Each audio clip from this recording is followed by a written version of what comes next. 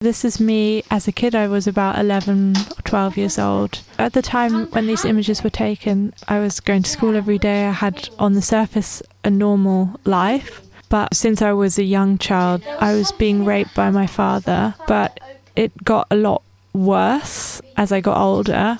My father is a Freemason.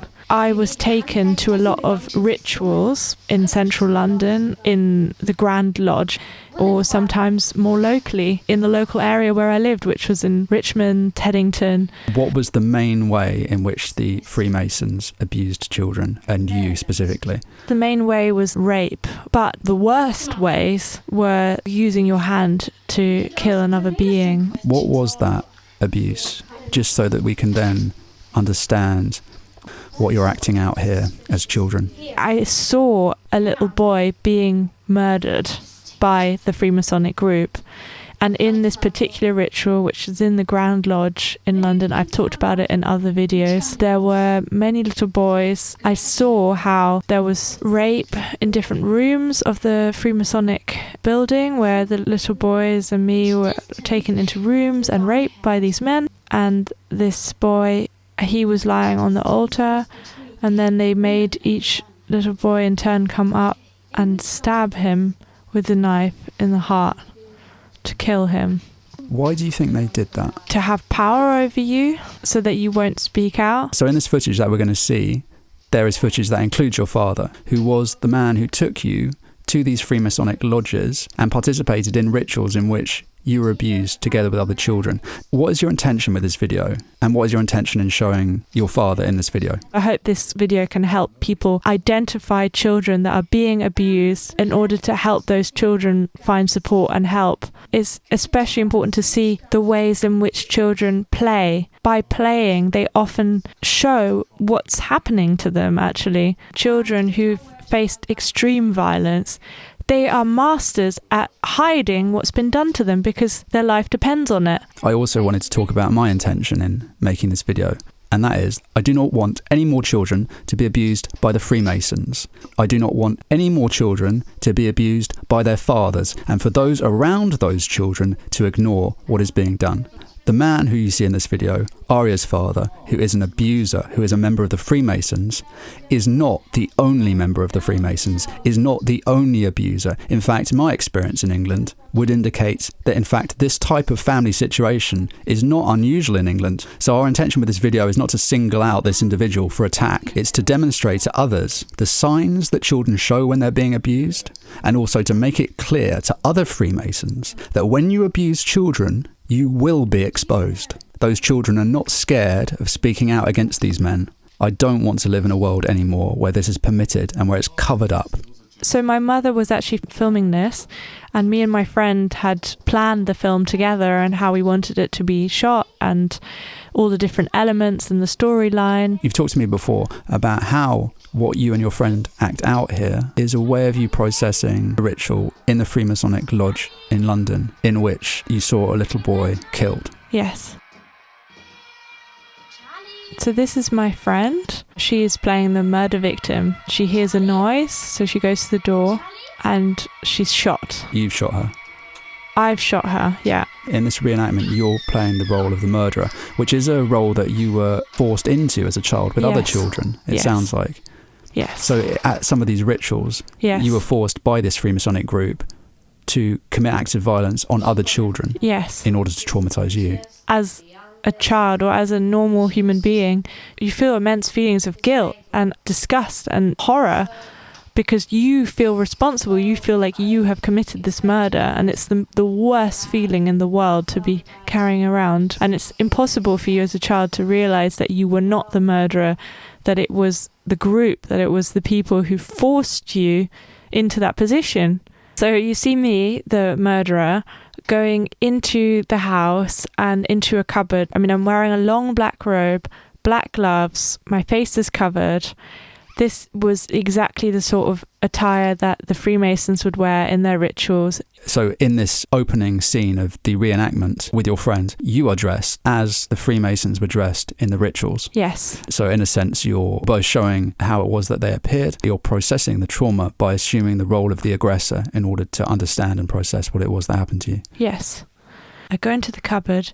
The cupboard, again, is a really important part in the house, because in this cupboard there were loads of shoes in different bags. In the shoes he was keeping a lot of drugs, which again were administered to me in the ceremonies to further increase my confusion and disorientation. So he hid the drugs that he was using to sedate you before you were taken to rituals in which you were abused and raped and tortured.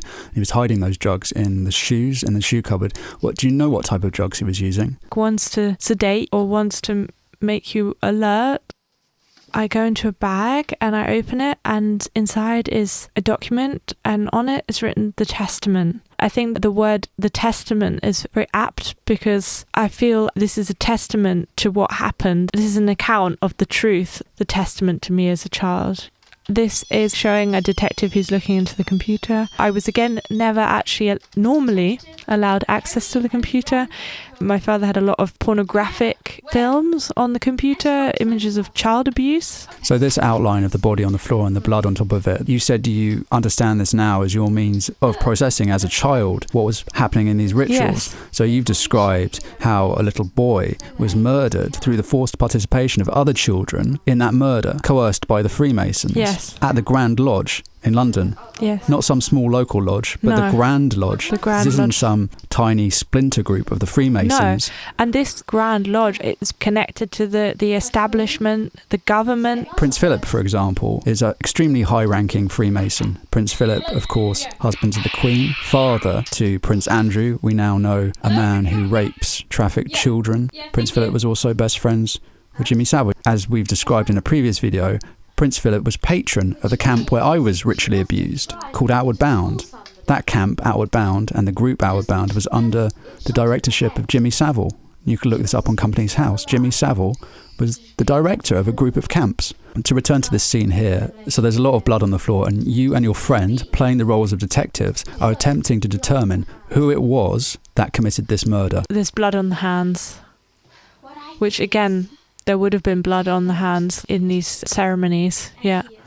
So in the film, this is kind of a normal thing that detectives would do is take pictures for evidence of what's happened. This is specifically related to my experience of abuse, because many of the abuse experiences involved cameras, taking images of me as a child. So I think this is a repetition of this form of abuse. So typically photographs would have been taken of you as you were being abused, or other children as they are being coerced to participate in the torture of other children, and now you, in reenacting it, are the one taking the photos. I remember being in the attic when I was a small child, and my father took me up there and took photos of me naked. But it's interesting because I hadn't heard that from you before, but my father also took me and my sister into the attic to take photographs of us. The more I learn about your experiences as a kid, Aria, the more I discover how similar so many British families are. And it's not surprising given who the royal family are. It's interesting how those who are at the highest levels of the social hierarchy in the UK, their behaviour and their abuse of children is mirrored in the abuse that's committed by those throughout the society. Yes. So you and your friend have acted out collecting evidence. Yes. Your friend just took a swab of some blood. Yes. You can see how uncomfortable I look in this part of the film. Here I'm talking to my mother. The first thing I do is wipe my hand across my face.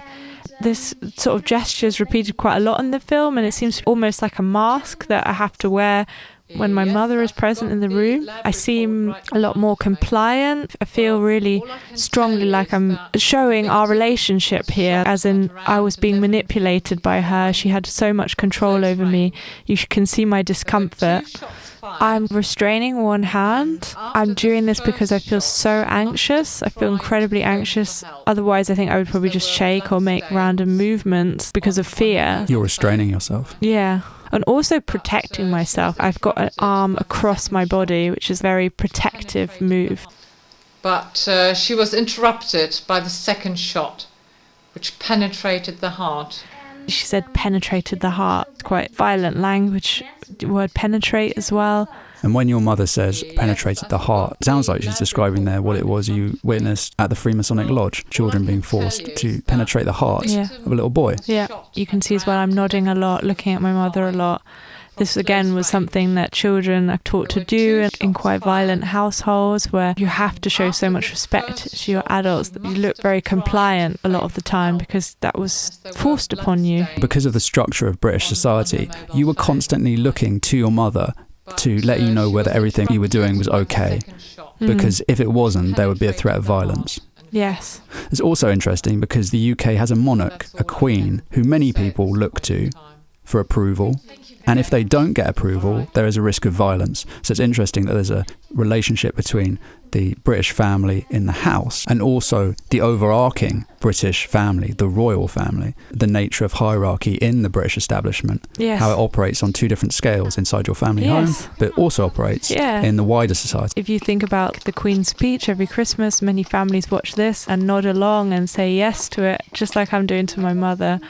Or the national anthem, how we sing along. British national anthem is fascinating because it contains the lines, God save our gracious Queen, long to reign over us. An entire nation gleefully sings along with the notion of it being ruled over by a monarch. It would be funny if it wasn't so sad and tragic. And these are the same people who are desperately seeking something they think is sovereignty. You can't have sovereignty if you have a sovereign. You cannot have personal freedom if someone rules over you and you sing gleefully, inviting that person to reign over you, long to reign over us. In watching this footage, I'm also brought back to my own experiences of London and growing up as a kid, so there's certain emotions and memories that are rising up for me. But one of them is the strange ritual of chanting this national anthem and the strange reverence that we gave to this old lady in a gold hat who was on every banknote. It's a very strange cult they've got running over there. The very definition of a cult is you have a single charismatic leader who rules or reigns over you.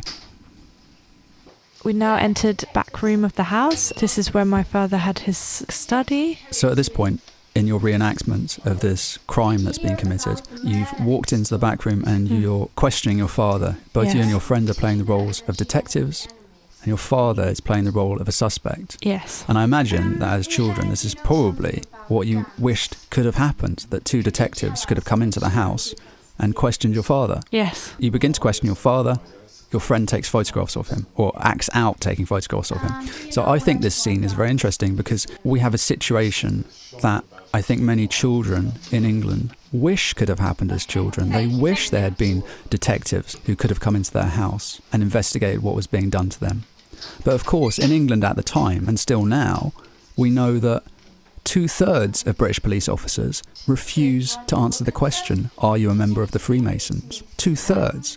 One of the highest ranking Freemasons is Prince Philip.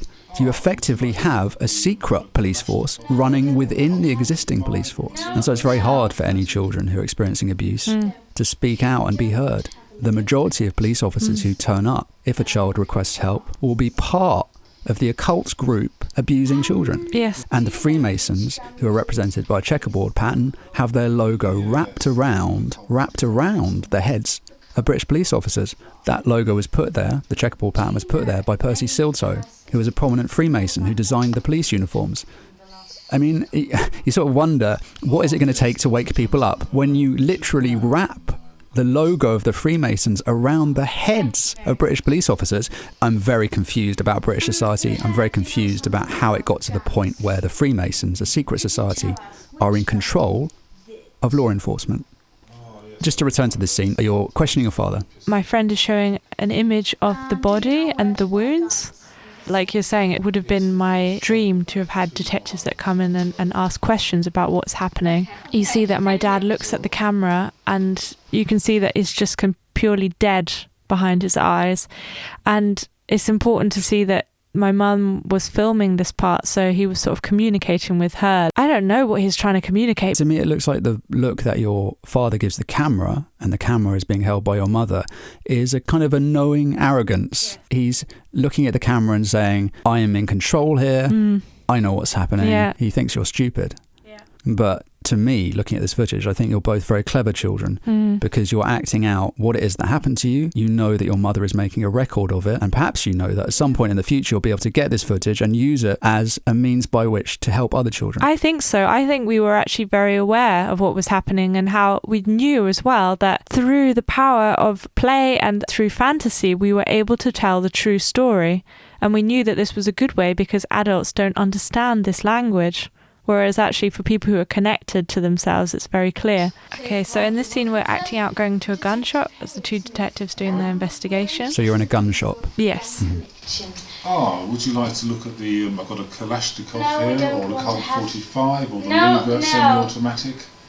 We ask about different guns, and my father reels off like a whole list of different weapons. Again, I don't think this is normal standard knowledge. It's very specific gun knowledge, and I think, like you're saying, it shows his arrogance and feeling that he just won't get caught. I think it's very revealing that your father lists a series of guns quite quickly to you and quite nonchalantly, as if this is knowledge that he's quite familiar with. It's mainly just showing what a dangerous person he was. He was living in a world where he knew about weapons and how to commit crimes and how to cover it all up. It's a kind of, he was living in this dark milieu of drugs and violence and very important Freemason. You know, he was, I guess, had a lot of power in this underground world.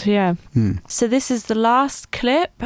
Up until this point, I've been so clear in what I'm trying to communicate as a child. I think I'm very aware of showing who did the murder, pointing the finger at my father because he was leading Freemason and involved in all these crimes. He was perpetrating the crimes. He was organizing the crimes. But for me, the play is real. I'm depicting what's happening in real life. It's not a play to me. But at this point, you see me, right at the end, you see me laughing when the detective says the name of the murderer. Because I know at this point, my true emotion comes out, and it seems absurd, it seems ridiculous to me that this is the murderer when I know who the murderer is. It's my father.